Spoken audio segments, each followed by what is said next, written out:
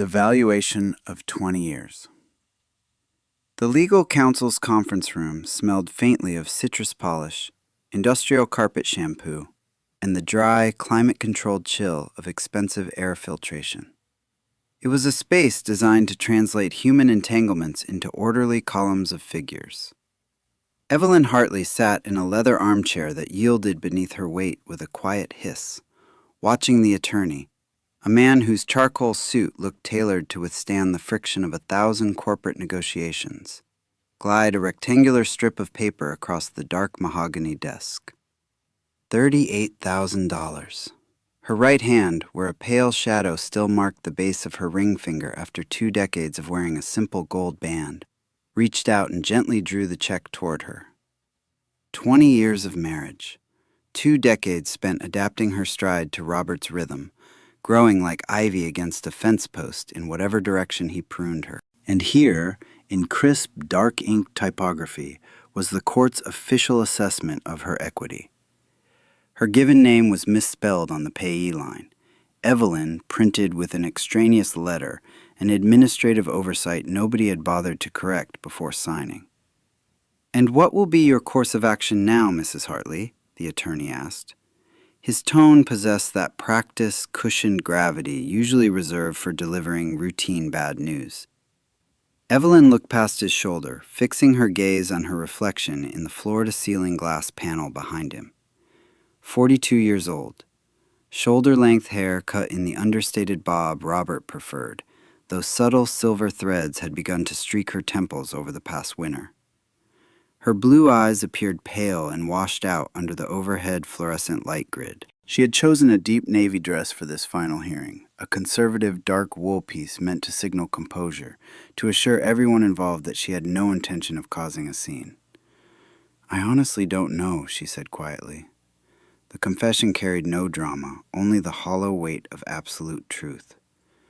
The lawyer nodded, his expression softening into an expression she recognized from her years working as an assistant in dental practices. Polite, professional concern that stopped short of genuine engagement. "Well," he offered, gathering his golden pen, "you will likely want to secure suitable lodging first to establish yourself. Following that, perhaps you might contemplate employment opportunities. Your dental hygiene certification remains valid." She knew the math. The roadside motel room on the outskirts of Cedar Rapids, where she had spent the last 7 nights, cost $65 a night. She had calculated the burn rate on the back of a gas station receipt the night before. At $65 a day, $38,000 represented roughly 17 months of modest survival, assuming she didn't eat, drive, or spend a single dime beyond the cost of 12 square feet of thin carpet and a bed that smelled permanently of old tobacco smoke. "I have my license," she said, "and I've kept up part-time hours." Relief registered briefly on his face. She would manage. She would rent a small 1-bedroom apartment, secure a full-time hygienist job at a suburban practice, and rebuild her life into something quiet, functional, and small. That was the recognized script for women in her position. They shrank their footprints, moved into bright, compact spaces with laminate flooring, and spoke softly about new beginnings. When she stood up, smoothing the navy dress over hips that felt slightly loose after an unintentional 15-pound weight loss, she placed the check into her leather handbag, the same bag Robert had bought her 3 Christmases ago because he thought her previous one looked cheap. "Thank you for your time," she said. Outside, the mid-April air felt crisp, lingering on the sharp edge between late winter and early Midwestern spring. Her 13-year-old Honda Civic sat near the far edge of the lot, its cracked windshield catching the pale light among rows of late-model European sedans. She climbed in, resting her wrists against the steering wheel. 15 minutes later, she was back in the motel room off Highway 30. The room had already become familiar in its sterility. The faint water ring pattern on the ceiling plaster, the metallic rattle of the wall-mounted heating unit, the dull amber hue the sunlight took on through the heavy drapes. Her laptop sat open on the small laminate desk. For 3 days, she had browsed standard apartment listings. First month's rent, last month's rent, security deposit, credit check fee, $4,000 cash just to receive the keys to a 3rd-floor unit overlooking a parking lot.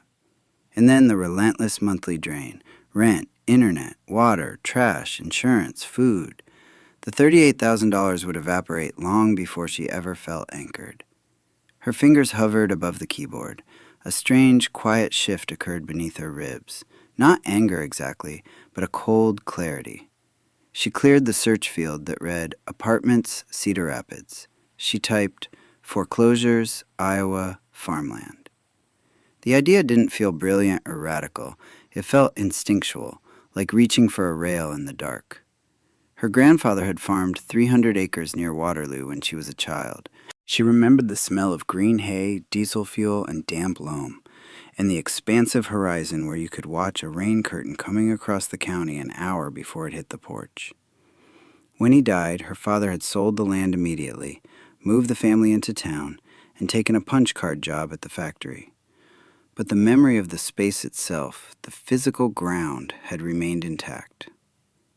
The search results loaded in long, silent rows. Most were multi-million-dollar parcels or polished turnkey estates beyond her imagination. She scrolled past them, filtering by price, searching for the neglected, the discarded, the forgotten. On the fourth page, a listing appeared.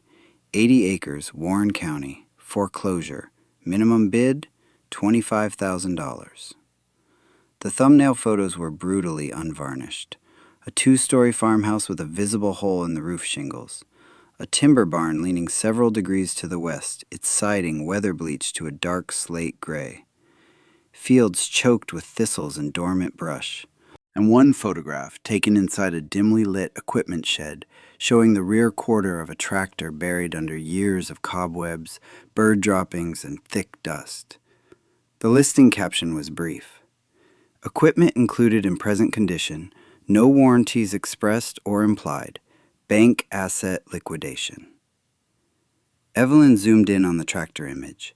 She couldn't tell the make or year, but it sat there like an iron monument to work that had simply stopped.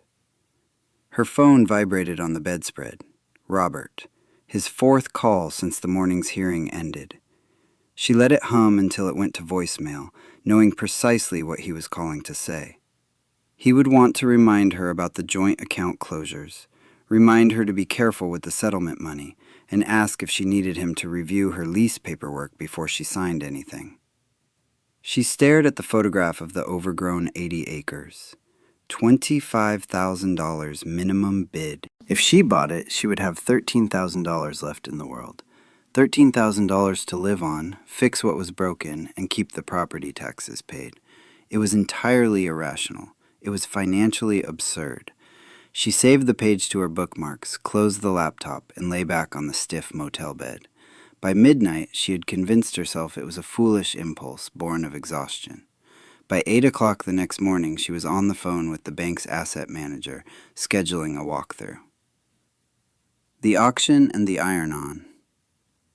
April 15th, Meredith arrived at the motel. Her Subaru, technically still registered in Evelyn's name but driven almost exclusively by her daughter since her senior year of high school, pulled up to the door with a crunch of gravel.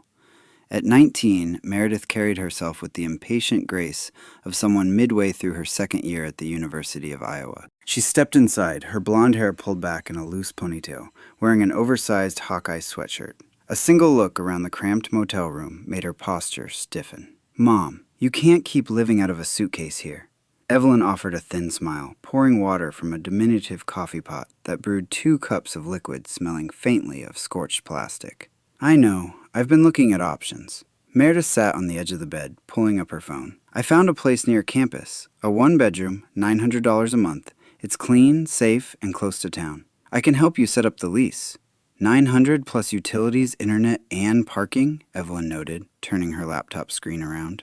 "Actually, I've been looking at something else." Meredith leaned forward, trackpad clicking as she scrolled through the foreclosure listing. Her expression shifted rapidly from confusion to concern and finally to genuine alarm. "Mom, what is this?" "It's 80 acres of weeds and a collapsed roof." "It's affordable," Evelyn said, keeping her voice steady. "The minimum bid is $25,000. The auction is next week." "This property is a wreck." Meredith's voice carried a sharp edge, the sound echoing off the thin walls. "You're a dental hygienist, Mom. You can't undertake something like this. You can't even change a flat tire." The words hit with heavy, undeniable truth. 20 years of marriage to Robert meant 20 years of handed-off tasks, of stepped-aside decisions, of absorbing the subtle lesson that heavy tools, mechanical logic, and physical risks belong to someone else. "I can learn," Evelyn said quietly. Meredith closed the laptop trackpad with a snap. "This is crazy. Dad said you weren't thinking clearly." A cold stillness settled behind Evelyn's ribs. "You spoke to your father about this?" "He called me. He's worried about you." Meredith stood up, her eyes bright with frustrated tears. "I know you're mad at him, Mom, but buying a ruin in Warren County isn't a fresh start. It's self-destruction." "I'm going to look at it on Thursday," Evelyn said softly. "You're welcome to come." "I have classes," Meredith replied, pulling her coat around her. She departed an hour later, leaving behind a silence that felt heavier than the motel walls. Thursday morning brought an overcast gray sky. Evelyn drove 2 hours south into Warren County, following gravel roads until the pavement gave way to rutted dirt and high prairie grass. The property looked worse in person. The porch sagged like a broken spine, the house siding peeled in long, silvered strips. The bank representative arrived in a silver Lexus that seemed bizarrely pristine against the mud. He was in his mid-40s, wearing a tailored navy suit. He shook her hand briefly, looking past her shoulder. "Mrs. Hartley? I must remind you, this structure requires extensive work. Do you have a contractor? A husband or brother assisting you?" "Just me," Evelyn said. He led her through the interior, rooms smelling of rot and wet plaster, floors with visible gaps showing the dark crawl space beneath. Then they walked out to the metal machine shed behind the barn. The heavy sliding door creaked open, admitting a beam of dusty light. There, sitting in the shadows on flat, dry-rotted rubber, was the tractor from the listing photo. Its paint had faded from bright orange-red to a pale, chalky pink. Rust speckled the hood, and bird droppings coated the seat. 1955 Allis-Chalmers WD, the agent offered, checking his watch. "Hasn't run in at least 5 years. Scrap value mostly. You could probably get $300 from a Holloway service." Evelyn walked up to the iron beast. She reached out, placing her bare hand against the cold, rusted sheet metal of the engine cover. The metal felt solid, enduring, unbothered by the dust accumulating on its curves. It was an object designed for heavy labor, abandoned only because someone had decided it was no longer worth the trouble to maintain. "The auction is Monday," the agent added, already stepping back toward the sunlight. "Minimum bid $25,000. Frankly, ma'am, a condo in town might be a better fit." "I'll see you Monday," Evelyn said. On April 22nd, under a cool spring breeze, 15 people gathered on the weed-choked lawn for the bank foreclosure auction. Most were local farmers in worn work boots and canvas jackets, speaking in low tones about parcel boundaries and soil types. Evelyn sat in the back row of folding chairs, wearing jeans and a flannel shirt she had purchased at Walmart. The auctioneer climbed into the back of a pickup truck and began his swift, rhythmic chant. 80 acres, Warren County, house, outbuildings, equipment included, as is. Opening bid, $25,000. Who will give me 25? Silence fell over the lawn. The farmers exchanged looks, shaking their heads. The house was a teardown. The barn was leaning. The fields had gone to seed. 25,000, the auctioneer repeated. Looking for 25. Evelyn raised her hand. The auctioneer caught her eye. 25 to the lady in the back. Do I hear 26? No one moved. The older farmer in front of her turned around, looking at her hands, then at her face, curiosity replacing indifference. Going once at 25. Twice. The wooden gavel struck the podium with a sharp crack. Sold to bidder 19 for $25,000. When the paperwork was finished, Evelyn handed over a bank draft that reduced her life savings to precisely $13,000. The agent handed her a ring of small, tarnished brass keys. Good luck, Mrs. Hartley, he said, his tone dubious. You'll need it. Evelyn walked back to the machine shed alone. Sunlight filtered through the gaps in the tin roof, illuminating dust motes hovering over the old Allis-Chalmers. She climbed onto the metal spring seat, ignoring the dirt that smudged her trousers. Her hands closed around the steering wheel, smooth iron worn down by decades of someone else's grip. For the first time in 20 years, she stood on land that belonged entirely to her. The first spark in the soil-moving day wasn't a grand event. Evelyn packed the Civic with an air mattress, a portable camping stove, a cooler, and 3 cardboard boxes containing the few personal possessions she had retained: clothes, a few cherished books, and her basic kitchen utensils. Meredith didn't show up to help, sending a single text message instead. "I can't watch you do this." On the third afternoon, a rusted Ford pickup rumbled up the overgrown driveway. Caleb, Meredith's 20-year-old boyfriend, stepped out wearing work boots and a grease-stained Carhartt jacket. "Mrs. Hartley," he said, adjusting his cap. "Mary told me you were out here without running water or proper electric. She's worried sick, so I thought I'd check in." "I'm managing, Caleb," Evelyn said, though she had spent the morning staring helplessly at a rusted well pump box in the yard. Caleb walked over, crouched down, and peered at the corroded wiring. "Pressure switch is shot. You swap that out for $40 and you'll have water." "Could you teach me how to fix it?" she asked. Caleb looked surprised, but he nodded. That night, Evelyn watched YouTube tutorials by the light of a camping lantern until the steps imprinted on her memory.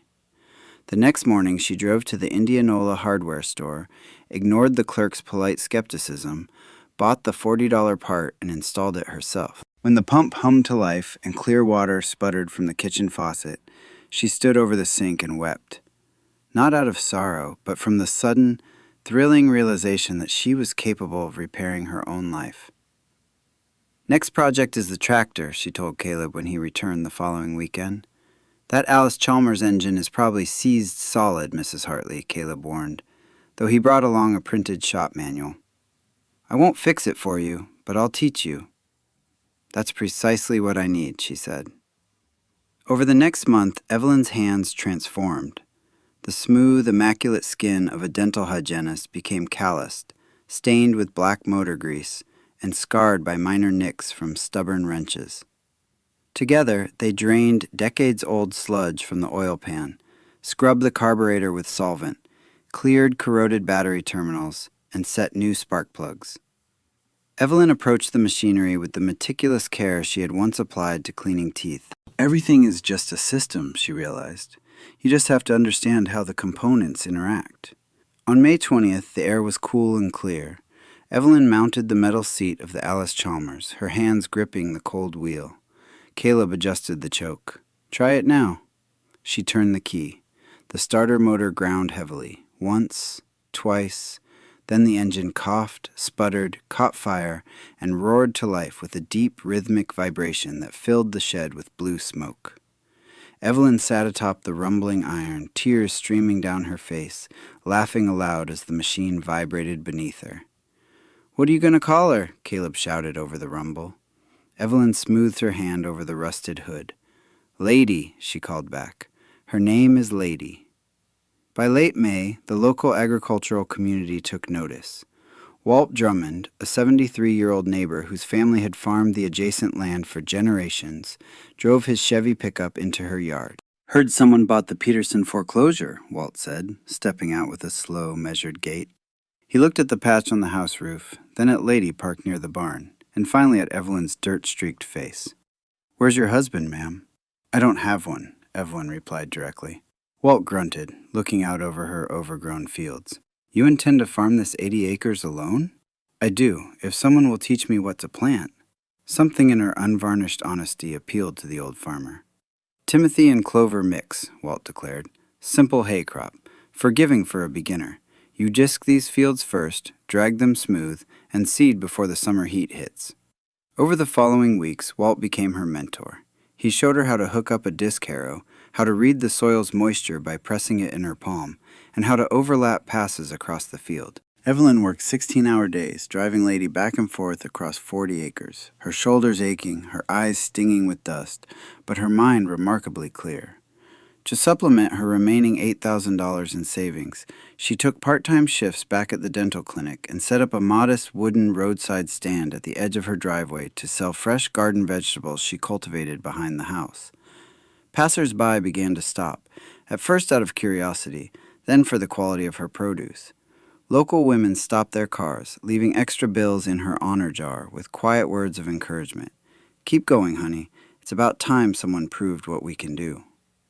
By August, with Walt operating his baler behind her rake, Evelyn harvested her first 320 bales of hay. She sold 280 of them within 2 weeks, earning her first real farm income. When Robert called that evening to condescendingly offer financial assistance before winter hit, Evelyn stood in her barn, breathing in the sweet, dry scent of fresh hay stacked to the rafters. "The farm is sustaining itself, Robert," she said calmly. "I am sustaining myself. Do not call to check on me again." She hung up, stepping out into the late summer dusk. The road ahead was long, fraught with uncertain weather, tight budgets, and brutal labor. But as she looked across her land, she knew she would never ask for permission to exist ever again.